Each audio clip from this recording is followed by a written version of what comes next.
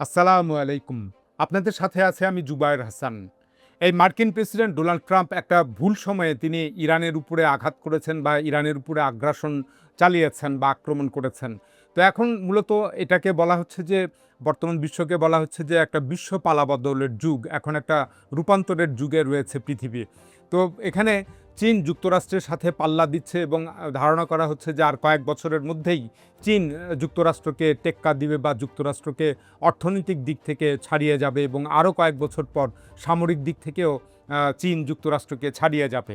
তো এদিকে রাশিয়ার অবস্থাও দিন দিন মজবুত হচ্ছে, অথচ ১৯৯১ সালে যখন সোভিয়েত ইউনিয়ন ভেঙে গিয়েছিল তখন মনে করা হচ্ছিল যে এই রুশ ফেডারেশন যেটা সোভিয়েত ইউনিয়নের মধ্যে ছিল সেটা অনেক দুর্বল হয়ে পড়বে এবং রুশ বা রাশিয়া রাষ্ট্রটি ইউরোপের একটা দুর্বল একটা রাষ্ট্র হবে। কিন্তু এখন রাশিয়া সারা বিশ্বে একটা বড় শক্তি হিসাবে রাশিয়া আবির্ভূত হয়েছে।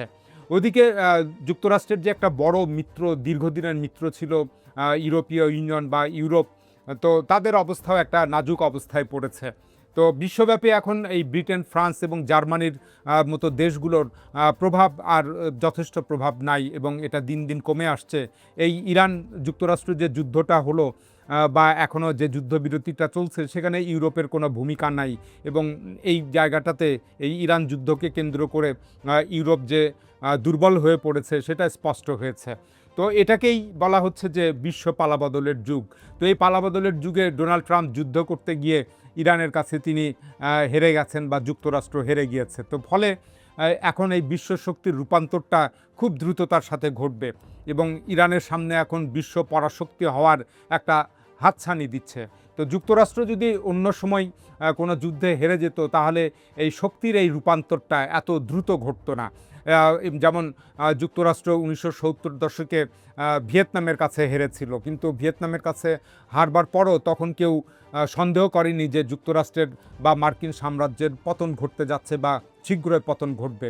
কিন্তু এখন ইরানের কাছে হেরে যাবার পর প্রায় সকল ভূরাজনৈতিক বিশ্লেষকরা বা বিশেষজ্ঞরা মনে করছেন যে মার্কিন সাম্রাজ্যের পতন খুব দ্রুতই ঘটতে চলেছে।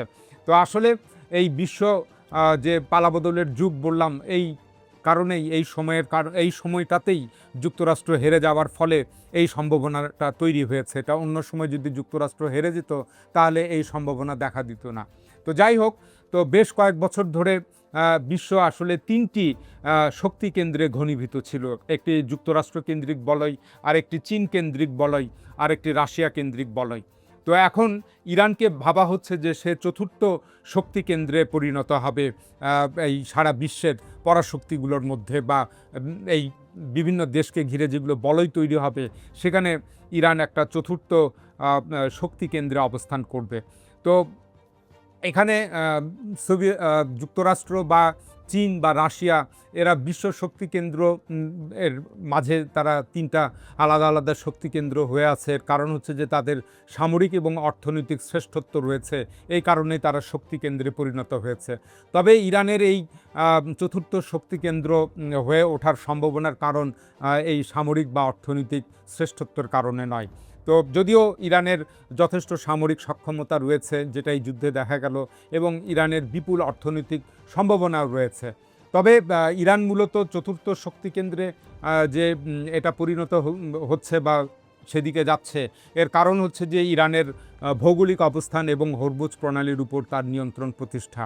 তো হরমুজ প্রণালীর ফ্যাক্টরটায় ইরানকে এই সামরিক এবং অর্থনৈতিক ফ্যাক্টরের চেয়ে বেশি এগিয়ে রাখছে বা এগিয়ে রাখবে।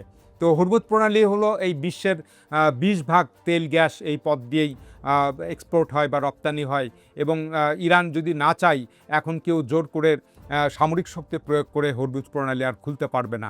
তো যুদ্ধ চলাকালে আমরা দেখেছিলাম ফ্রান্সের প্রেসিডেন্ট ইমানুয়েল ম্যাক্রন তিনি এটা প্রকাশ্যে স্বীকার করেছিলেন এবং স্পষ্ট করে তিনি বলেছিলেন যে শক্তি প্রয়োগ করে হরমুজ প্রণালী খোলা সম্ভব নয়।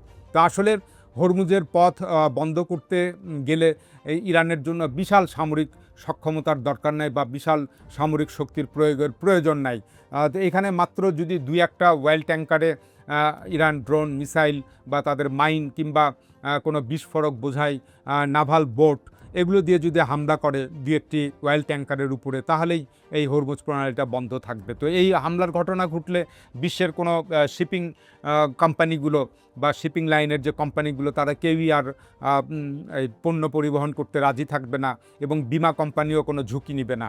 আর কেউ যদি হরমুজ প্রণালী জোর করে বা হরমুজ প্রণালীর বিকল্প কোনো পথ খুঁজতে যায়, অর্থাৎ হরমুজ প্রণালীকে বাদ দিয়ে অন্য পথে পণ্য পরিবহন করবার যদি একটা বিকল্প রাস্তা খুলতে চায়, সেটি রাতারাতি সম্ভব না। এর কারণ হচ্ছে তেল গ্যাস যে উৎপাদন এবং যে অবকাঠামো, পরিবহনের যে অবকাঠামোগুলো রয়েছে, রিফাইনারি সেন্টার রয়েছে, মজুদ সেন্টার রয়েছে, শিপিং লাইনগুলোর ম্যানেজমেন্ট রয়েছে, বিমা খরচ রয়েছে, পরিবহন ব্যয় রয়েছে, এবং ব্যাংকিং, ফাইন্যান্সিং এবং বিনিয়োগ, এগুলোর একটা বিষয় রয়েছে। এই সব কিছু মিলেই একটা চেইন সাইকেলে এটা আবদ্ধ হয়ে আছে। এটা চটজলদি কেউ এটাকে ভাঙতে পারবে না। তো এখানে চীন, জাপান, দক্ষিণ কোরিয়া, মালয়েশিয়া, ইন্দোনেশিয়া সহ দক্ষিণ পূর্ব এশিয়ার প্রায় সকল দেশ হরমুজ প্রণালীর উপর ভীষণভাবে নির্ভরশীল। আর ওদিকে ভারত সহ দক্ষিণ এশিয়ার সকল দেশ, তারাও হরমুজ প্রণালীর উপরে নির্ভরশীল। আফ্রিকার দেশগুলোও হরমুজ প্রণালীর উপর নির্ভরশীল। ইউরোপও তার এলএনজি গ্যাসের জন্য এখন হরমুজ প্রণালীর উপরে নির্ভরশীল, যেটা 2022 সালের ইউক্রেন যুদ্ধ শুরু হওয়ার পর এই নির্ভরতাটা আরও বৃদ্ধি পেয়েছে। তো সুতরাং বিশ্বের অধিকাংশ দেশই আসলে হরমুজ প্রণালীর উপর নির্ভরশীল হওয়ায় তারা ইরানের সাথে সমঝোতা করবার চেষ্টা করবে বা ইরানের সাথে সমঝোতা করে চলবে। ওদিকে যারা তেল গ্যাস উৎপাদনকারী দেশ বা যারা এক্সপোর্ট করে থাকে তেল গ্যাস, এবং এর সাথেও আরও অন্যান্য পণ্য রয়েছে, স্টিল প্রোডাক্ট রয়েছে, অ্যালুমিনিয়াম এবং স্টিল প্রোডাক্ট রয়েছে, কৃষির সার রয়েছে। তো এই সমস্ত পণ্যগুলো রপ্তানি হতে পারবে না। বিশেষ করে তেল গ্যাসের ক্ষেত্রে ইরাক, কুয়েত, কাতার, বাহরাইন, আরব আমিরাত, এদেরকে রপ্তানির জন্য, কোনো পণ্য রপ্তানির জন্য হরমুজের বিকল্প তাদের কাছে নাই। সুতরাং এদেরকেও ইরানের সাথে সমঝোতা করতেই হচ্ছে। তো চীন হলো বিশ্বের সর্ববৃহৎ জ্বালানি তেল বা আমদানিকারক দেশ বা জ্বালানি আমদানিকারক দেশ, এবং তাদের এই জ্বালানি নিরাপত্তার জন্য চীন ইরানের সাথে একটা বলয় গড়ে তুলবে, এবং এটা এখনও রয়েছে এবং এটা আরও মজবুত করবে তারা।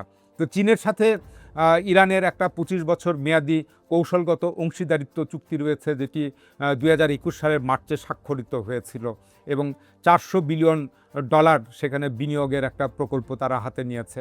তো সেই কৌশলগত অংশীদারিত্ব চুক্তির মধ্যে জ্বালানি নিরাপত্তা এবং চীনের যে বেল্ট অ্যান্ড রোড ইনিশিয়েটিভ বা বিআরআই প্রকল্পের যে সড়ক অবকাঠামোর উন্নয়ন, সমুদ্র বন্দর, নৌবন্দর নির্মাণ, টার্মিনাল নির্মাণ, ওয়্যারহাউস নির্মাণ, হাইটেক পার্ক নির্মাণ, রেলওয়ের একটা যোগাযোগ ব্যবস্থা, টেলিকমিউনিকেশনের যোগাযোগ ব্যবস্থা, নিরাপত্তা খাত, প্রতিরক্ষা খাত ইত্যাদি সব খাত মিলিয়ে $400 বিলিয়ন একটা ইনভেস্টমেন্ট প্ল্যান রয়েছে, বা যার কিছু ইনভেস্টমেন্ট ইতিমধ্যে শুরু হয়ে গিয়েছে।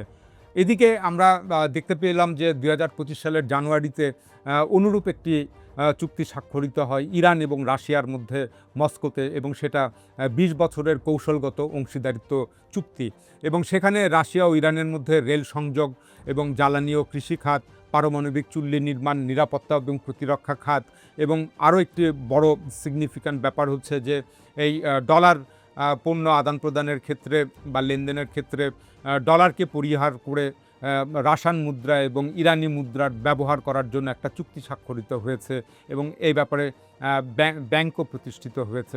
সুতরাং রাশিয়ার সাথেও ইরানের একটা রাশিয়ার বলয়ের সাথে ইরানের একটা ভালো সম্পর্কের দিকে এগোচ্ছে। তো সুতরাং এই ইরান, চীন, রাশিয়া তাদের স্বার্থগত একটা অঘোষিত জোট রয়েছে। উপরন্তু ইরান এই চীন, রাশিয়ার নেতৃত্বাধীন ব্রিক্স জোটেরও সদস্য, এবং এই ব্রিক্স আগামীতে গ্লোবাল সাউথ যে দেশগুলোকে বলা হচ্ছে তাদের নেতৃত্ব দেওয়ার জন্য এগিয়ে যাচ্ছে। তো ইরানকে ব্যবহার করে চীন এবং রাশিয়া মূলত মধ্যপ্রাচ্যে তাদের অবস্থানটা গড়তে চায়, এবং যেখানে আর যুক্তরাষ্ট্রের একক আধিপত্যটা মধ্যপ্রাচ্যে থাকবে না, এটা চীন এবং রাশিয়া তারা এটা সরিয়ে দিতে চায়। তো এই কারণেই আমরা এই যুদ্ধে দেখতে পেলাম যে নানাভাবে চীন এবং রাশিয়া গোপনে ইরানকে সামরিক সাহায্য করেছে, এবং গোয়েন্দা তথ্য, সামরিক ইকুইপমেন্ট যুদ্ধের আগে এবং যুদ্ধের সময়ও তারা সরবরাহ করেছে। তো সুতরাং এই যুদ্ধ শেষে ইরান এখন এই মধ্য এশিয়া, দক্ষিণ পূর্ব এশিয়া, দক্ষিণ এশিয়া, পশ্চিম এশিয়া, এগুলোর সকল অঞ্চলে, এশিয়ার সর্বত্র সে তার একটা গুরুত্বপূর্ণ দেশ হিসাবে নিজেকে প্রতিষ্ঠিত করেছে, এবং জ্বালানি নিরাপত্তার জন্য এবং খনিজ সম্পদ ব্যবহারের জন্য ইউরোপও এই ইরানের কাছাকাছি আসবে, কারণ জ্বালানি এবং খনিজ সম্পদ রয়েছে, জ্বালানি তেল গ্যাস ছাড়াও অন্যান্য খনিজ সম্পদ ইরানের রয়েছে। এই কারণে ইউরোপের দেশগুলো এখন তারা ইরানের সাথে একটা বোঝাপড়া করবে বা তারা ব্যবসা বাণিজ্য করবে। তো ইরান শুধু এই তেল গ্যাসেই তারা ভরপুর নয়। ইরানের তামার খনি রয়েছে, লোহা, অ্যালুমিনিয়াম এগুলোর খনি রয়েছে, কয়লার খনি রয়েছে, জিঙ্ক, সীসা, ক্রোমিয়াম, ম্যাঙ্গানিজ, ফিরোজা পাথর, সল্ট, জিপসাম, বারাইট, লিথিয়াম, নানা ধরনের খনিজ সম্পদে ইরান ভরপুর। তো এখানে যেটা বলা হচ্ছে যে ভূগর্ভে যে তামার স্তর রয়েছে ইরানে মজুদ, সেটা হচ্ছে বিশ্বের প্রায় দ্বিতীয় বৃহত্তম। আর লোহার যে মজুদ রয়েছে বা খনি রয়েছে সেটা বিশ্বের নবম। আর এই বিশাল পরিমাণ লিথিয়াম ইরানে সম্প্রতি আবিষ্কৃত হয়েছে এবং এই লিথিয়ামটা একটা বিরল খনিজ পদার্থ এবং এই লিথিয়াম দিয়েই মূলত যত ধরনের এই মোবাইল ব্যাটারিতে ব্যবহার হয় এবং আরও এই ইলেকট্রনিক পণ্যে লিথিয়ামের ব্যবহার একটা অপরিহার্য অংশ। তো ইরান এখন এই হরমুজ প্রণালীর উপর একটা ট্রানজিট ফি বা টোল আদায় করে তারা বার্ষিক $100 বিলিয়ন এটা বার্ষিক আয় করার তারা একটা প্রকল্প হাতে নিয়েছে। তো ইরানের উপর এই 47 বছরের যে একটা অর্থনৈতিক নিষেধাজ্ঞা, এটা যদি প্রত্যাহার হয় তাহলে ইরানের সাথে সারা বিশ্বের একটা ব্যবসা বাণিজ্যর দ্বার উন্মোচিত হবে। আর যদি এই নিষেধাজ্ঞাটা প্রত্যাহার না হয় তাহলে চীন, রাশিয়া আর এই সমস্ত নিষেধাজ্ঞা যেগুলো যুক্তরাষ্ট্র আরোপ করেছে সেগুলো মানবে না, এমনকি জাতিসংঘ যেগুলো আরোপ করেছে যুক্তরাষ্ট্রের মাধ্যমে সেগুলোও মানবে না। এমনকি অনেক ইউরোপীয় দেশও এই একই কাতারে যোগ দিবে, তারা ইরানের উপর আর কোনো ধরনের অর্থনৈতিক নিষেধাজ্ঞা মানতে চাইবে না।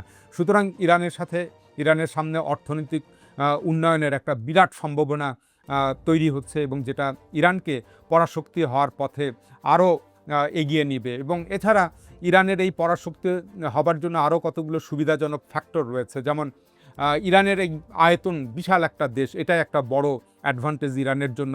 ইরানের আয়তন প্রায় 16.5 লাখ বর্গ কিলোমিটার এবং লোকসংখ্যা রয়েছে 9 কোটির উপরে লোকসংখ্যা। তো এটাও ইরানের জন্য একটা বড় মানব সম্পদ এবং মানব সম্পদে ইরানের কোনো ঘাটতি নাই। সভ্যতা, সংস্কৃতি, শিক্ষা এবং জ্ঞান বিজ্ঞান চর্চায় ইরান ভীষণ একটা উন্নত জাতি। সুতরাং এই অর্থনৈতিক নিষেধাজ্ঞা উঠে গেলে ইরান আরও উপরে উঠে যাবে। তো ইরানের যে ভৌগোলিক অবস্থান সেটিও এই দেশটিকে এই পরাশক্তি হওয়ার পথে একটা সহায়ক ভূমিকা পালন করবে এবং বিরাট ভূমিকা পালন করবে। ইরানের প্রতিবেশী 7টি দেশ রয়েছে এবং ইরাক এবং সবই মুসলিম দেশ। ইরাক, তুরস্ক, আর্মেনিয়া একমাত্র খ্রিস্টান দেশ, আজারবাইজান রয়েছে, তুর্কমেনিস্তান, আফগানিস্তান, পাকিস্তান রয়েছে। তো এই 7 দেশের স্থল সীমান্ত দিয়ে ইরান পরিবেষ্টিত। এছাড়া ইরানের এই যে দক্ষিণ দিকে তার 2টো সমুদ্র উপকূল রয়েছে, একটা পারস্য উপসাগর আর একটা ওমান উপসাগর। তো এটা একটা বড়ই অ্যাডভান্টেজ। এর উপরে আবার রাশিয়ার সাথে উত্তর দিকে যোগাযোগ করবার জন্য কাস্পিয়ান সাগরের উপকূল রয়েছে। তো এই ভৌগোলিক এটা ইরানের জন্য ভীষণ একটা অ্যাডভান্টেজ। এবং আরও একটা বড় ব্যাপার হলো এই দক্ষিণ দিকের যে উপকূল, পারস্য সমুদ্র উপকূল, এটা পুরো অঞ্চলটা সুবিশাল জারগস পর্বতমালা। পুরো পারস্য উপসাগরের ইরানিয়ান উপকূলটা জারগস পর্বতমালা দ্বারা এটা বেষ্টিত এবং এখানে সামরিকভাবে ইরান এটাতে খুব অ্যাডভান্টেজ একটা পজিশনে থাকে। এছাড়া দেশের উত্তর পূর্ব অঞ্চলেও ইরান আরও কয়েকটি পাহাড় দ্বারা তারা বেষ্টিত। তো এই কারণেই এই ইরানের যে ভূপ্রকৃতিটা সেটা ইরানকে প্রাকৃতিকভাবেই একটা সামরিক সুরক্ষা দেয়। সুতরাং ইরান এই সকল অ্যাডভান্টেজগুলো ব্যবহার করে খুব দ্রুতই তারা পরাশক্তির কাতারে পরিণত হতে যাচ্ছে। এখন এ পর্যন্তই। আল্লাহ হাফেজ।